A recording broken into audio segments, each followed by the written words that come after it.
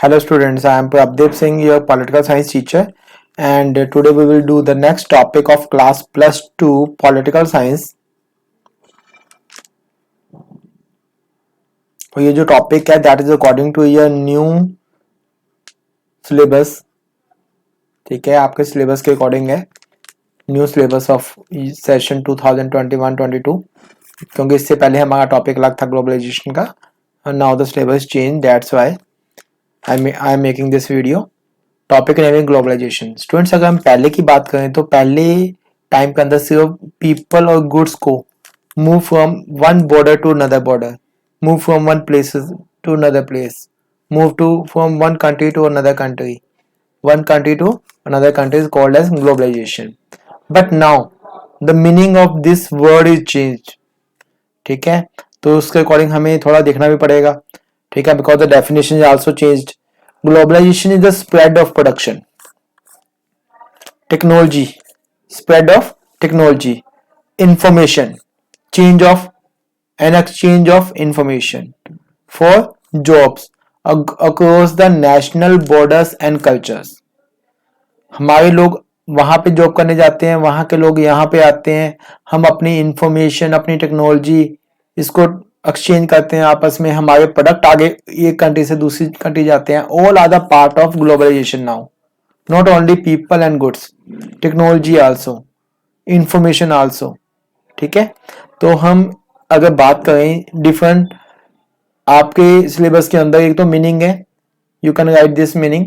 एक है manifestations, like different aspects.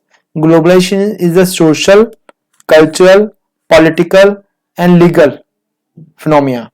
ठीक है, अगर हम बात करें सोशल की, तो सोशल का मीनिंग क्या है?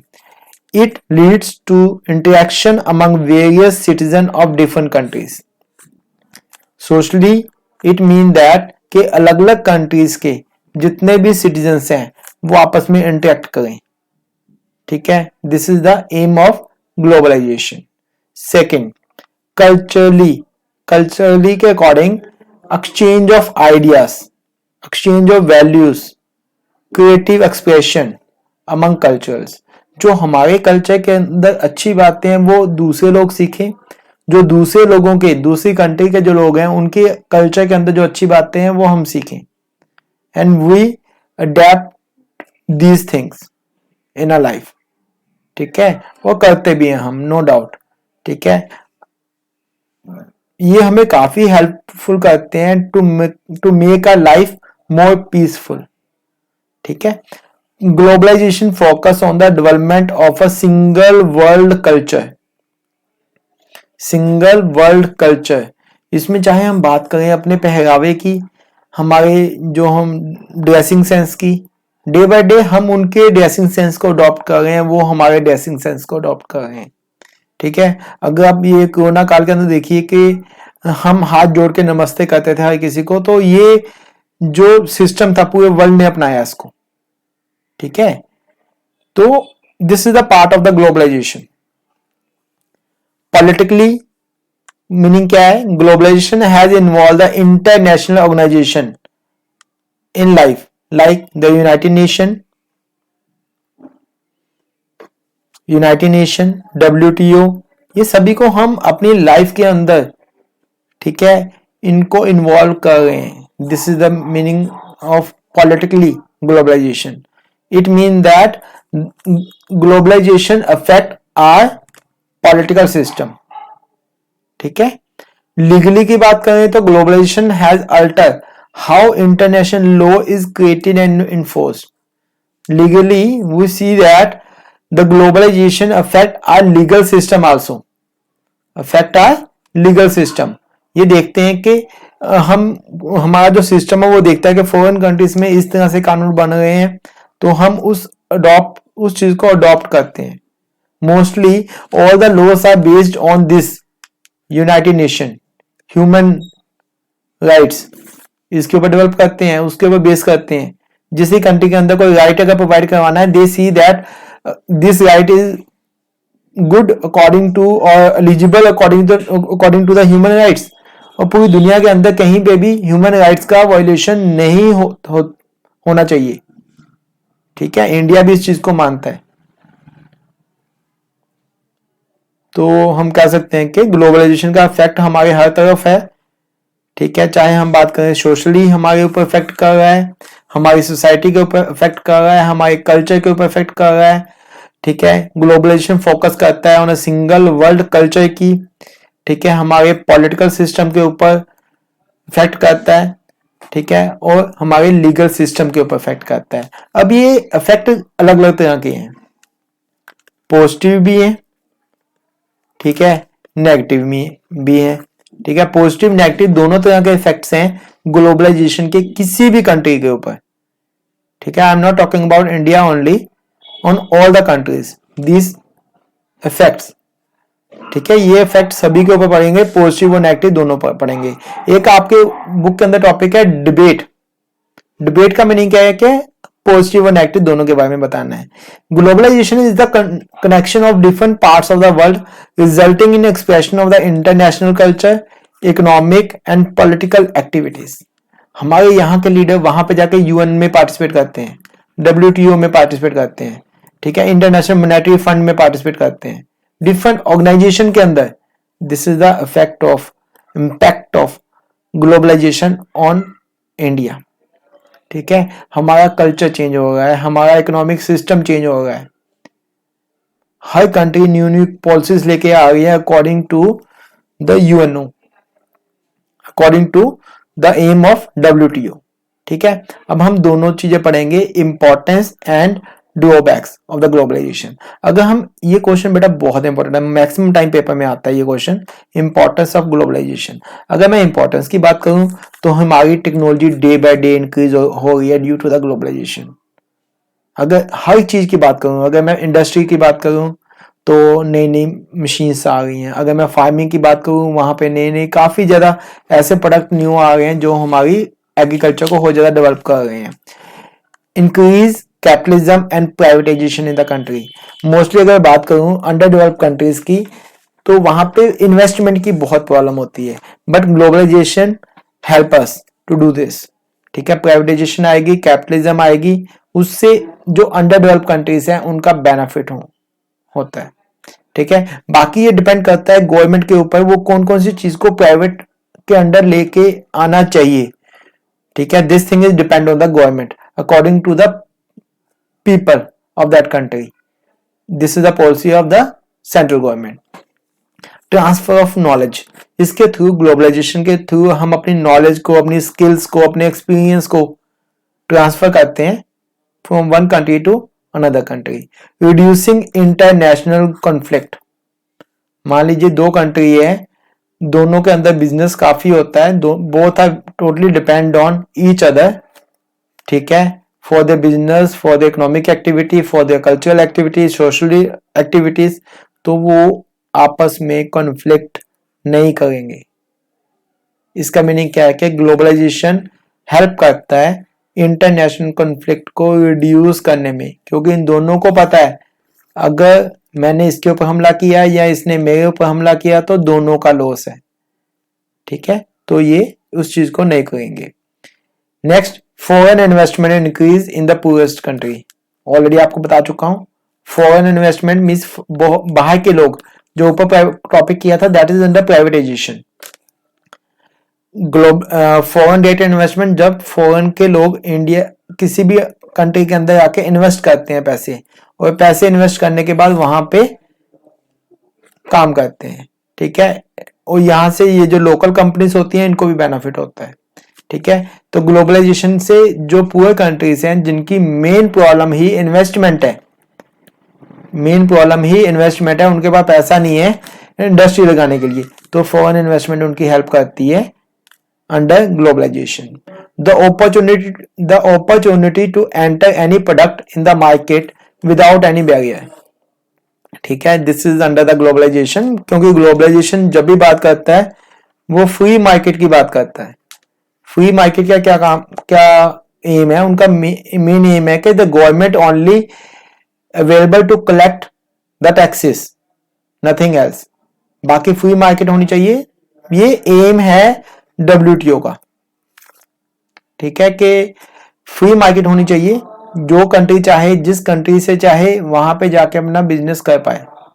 इसके कई नेगेटिव पॉइंट्स भी हैं, नेगेटिव इफेक्ट भी हैं, ठीक है, जो हम आगे डिस्कस करेंगे। ये 6 पॉइंट है which are the part of your importance of globalisation. Students आप साथ साथ इसके नोट्स बनाइए, क्योंकि ये नोट्स आपके काम आएंगे at the time of your examination. Notes help you to revise your topic fastly, ठीक है, तो आपने साथ साथ नोट्स भी बनाने हैं।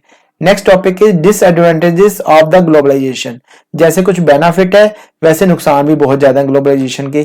जैसे कंपटीशन इंक्रीज हो जाता है, अगर जब ग्लोबलाइजेशन आता है कंपटीशन इंक्रीज होता है। एक बहुत बड़ी कंपनी है, एक छोटी सी कंपनी है, मान लीजिए ये लोकल कंपनी है, ये बड़ी कंपनी है, how this small company compete with this one, नहीं कर पाएगी। क्यों? क्योंकि इसके पास इन्वेस्टमेंट कम है, इसके पास लेबर कम है, ये रॉ मटेरियल छोटी छोटी क्वांटिटी में लेके आता है।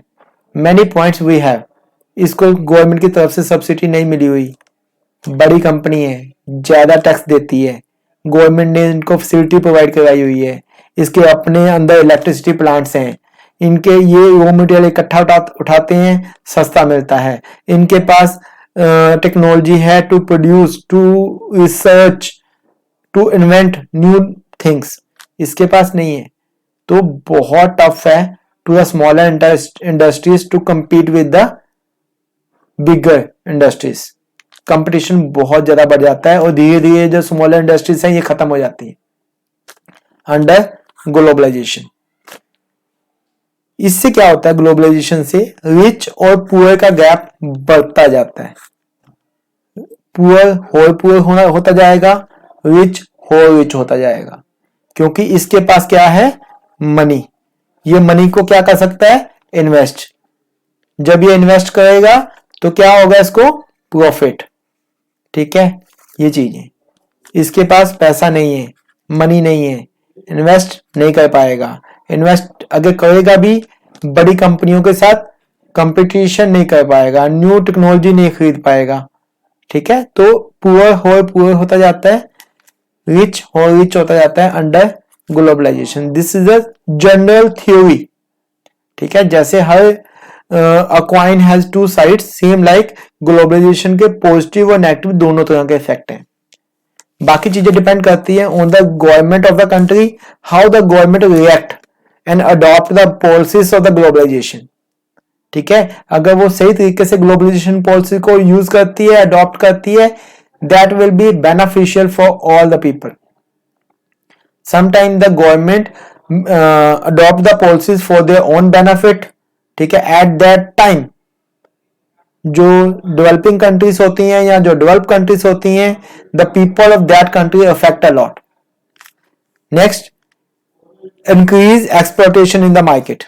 जब ग्लोबलाइजेशन होती है, फॉरेन कंपनीज आएंगी बेटा। जब फॉरेन कंपनीज आएंगी तो वो अपने रूल साथ में लेके आएंगी, ठीक है। वो मैक्सिमम जो इंडिया के लेबर रूल्स होते हैं उनको 100% फॉलो नहीं करती। अगर उनको लगे तो वो गवर्नमेंट को बोल के लेबर रूल्स के अंदर भी चेंज ले आते हैं। तो डे बाय डे क्या होगा, मार्केट के अंदर एक्सप्लॉयटेशन इंक्रीज होगी, हर लोगों की, कंज्यूमर की, प्रोड्यूसर की, here I am talking about the small producer, labour की, ठीक है, हर तरह के पर्सन की मार्केट के अंदर एक्सप्लॉयटेशन होगी। अब एक्सप्लॉयटेशन किसे कहते हैं, मान लीजिए काम ज्यादा करवाते हैं, पैसे कम देते हैं, this is called as exploitation for labour,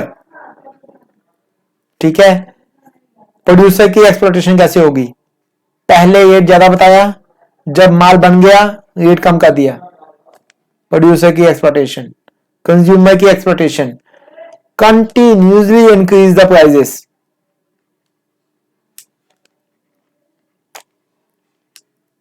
consumer के पास कोई चॉइस ही नहीं है। आप देख लीजिए, किसी भी कंट्री की बात कर लीजिए, day by day the prices of the things increased continuously and the consumer has no choice, other choice, कोई चॉइस ही नहीं है, ठीक है। वो चीज, लो वेजेस, जैसे जैसे ग्लोबलाइजेशन बढ़ेगी मशीन्स आएंगी, न्यू मशीन्स, न्यू टेक्नोलॉजी आएगी। जब न्यू टेक्नोलॉजी आएगी लेबर की डिमांड कम होगी, लेबर की डिमांड कम होगी तो लेबर की सैलरी कम होगी, वेजेस कम होंगे, क्योंकि सब कुछ न्यू टेक्नोलॉजी के कारण मशीन्स के द्वारा होगा। बाय दिस वे, जब आई होप ये आप साथ साथ लिखते देख रहे हो, तो काफी ज्यादा कलरफुल हो गया है। I will try to raise few things. Next point is point number 5, environmental degradation. देखिए बेटा, अगर कोई इंडिया की कंपनी है, मान लीजिए मैंने काम करना है, मुझे पता है कि ये मेरा खुद का घर है, तो अगर मैं कुछ भी करूंगा तो मेरा घर गंदा होगा, मेरा घर अफेक्ट होगा। मैं कोई ऐसा काम नहीं करूंगा जिससे मेरा जो घर है वो टूट जाए, कोई भी ऐसा काम नहीं करूंगा, ठीक है। लेकिन जब ग्लोबलाइजेशन आती है, MNC कंपनीज आती हैं, multinational corporation, their main aim is to earn profit from here. उसका मेन एम क्या है? प्रॉफिट गेन करना। प्रॉफिट गेन करेगी, उसको किसी की टेंशन नहीं है, उसको एनवायरनमेंट की टेंशन नहीं है, यहाँ के नेचुरल रिसोर्सेज की टेंशन नहीं है उसको, ठीक है। यहाँ के वाटर पोल्यूशन की, ठीक है, टेंशन नहीं है। अगर मैं बात करूं यहाँ के वाटर रिसोर्सेज की टेंशन नहीं है, यहाँ के एयर रिसोर्सेज, एयर की टेंशन नहीं है, ठीक है। जितना मर्जी पोल्यूशन हो, उससे प्रॉफिट की बात करेंगे, बिकॉज दे आर आउटसाइडर्स, वो दूसरी कंट्री से आए हैं, उन्होंने यहाँ इन्वेस्ट किया है, उनका मेन एम है यहाँ पे प्रॉफिट कमाना, ठीक है। Human, animal, plants decrease diseases can spread more quickly through globalisation. जो ह्यूमन की, एनिमल्स की, प्लांट्स की डिसीजेज हैं वो स्प्रेड होती हैं ग्लोबलाइजेशन के अकॉर्डिंग, क्योंकि न्यू टेक्नोलॉजी आती है। जब भी कोई न्यू टेक्नोलॉजी आती है, they definitely effect our environment. अगर मैं मोबाइल कंपनीज की बात करूं, रेस की बात कर लूं, तो इसका इफेक्ट इनडायरेक्टली हमारे ऊपर पड़ता है, हमारे एनवायरनमेंट के ऊपर पड़ता है। कई नई डिसीजेज आती हैं, जैसे अगर हम बात करें कि आजकल जो कोरोना सिस्टम चल रहा है, वायरस चल रहा है, ये भी अंडर ग्लोबलाइजेशन ही। फॉरेन कंट्री से लोग यहाँ पे आए, अपने साथ डिसीज लेके आए, ठीक है। वहां से सामान यहाँ पे आया, या हमारी कंट्री से सामान किसी और जगह पे जाता है, हमारी कंट्री से लोग किसी और जगह जाते हैं, वो एक जगह से दूसरी जगह जाते हैं, तो अपने साथ डिसीज लेके जाते हैं या लेके आते हैं। I hope you clear this point, ठीक है। तो ये भी पार्ट है ग्लोबलाइजेशन का, जिसके थ्रू, ठीक है। I hope this points are clear to you. हमने क्या क्या किया है, ग्लोबलाइजेशन का मीनिंग किया है, ठीक है। Exchanging of spread of products, technology, information, jobs to the different countries, that is called as the globalisation. Socially बात करें तो इंटरेक्शन की बात करते हैं, कल्चरली बात करें तो आइडियाज एक्सचेंज करना, वैल्यू एक्सचेंज करना from one culture to another culture, ठीक है। अगर हम जैसे कई चीजें हैं ग्लोबलाइजेशन कल्चरली, मैंने आपको एग्जांपल दी थी नमस्ते की, वो चीज, ठीक है। ग्लोबलाइजेशन का मेन फोकस है सिंगल वर्ल्ड के ऊपर। पॉलिटिकली की हम WTO, UNO की एम्स को अपने सिस्टम के अंदर लेके आ गए हैं। लीगली हम उनको देखते हुए अपने जो लीगल सिस्टम है उसको चेंज करते हैं, ठीक है। या एक कंट्री दूसरी कंट्री से जो अच्छी चीजें होती हैं उनको देखकर अपनी कंट्री के अंदर लेके आते हैं। Importance, positive points and negative points, very very very important, ठीक है। मैक्सिमम चांस होते हैं स्टूडेंट्स, ये मैंने सिर्फ आपको हेडिंग दिए हैं, आपने खुद इसको एक्सप्लेन करना है पेपर के अंदर। ये नहीं है कि ये 6 पॉइंट लिख के आ जाने हैं, then you will get the full 6 out of 6। No, you have to explain all this points in your own wordings, ठीक है। स्टूडेंट्स, अगर आपको कोई भी प्रॉब्लम आती है, ठीक है, regarding this topic, this is my number, my name is Prabhdeep Singh, ठीक है। You can send message to me through WhatsApp, I will try to help you, ठीक है। और you can comment also, YouTube के नीचे जो कमेंट होता है वहां पे, if you have any doubt you can send message, I will try to help you, ठीक है। And if you like this video, subscribe my channel, ताकि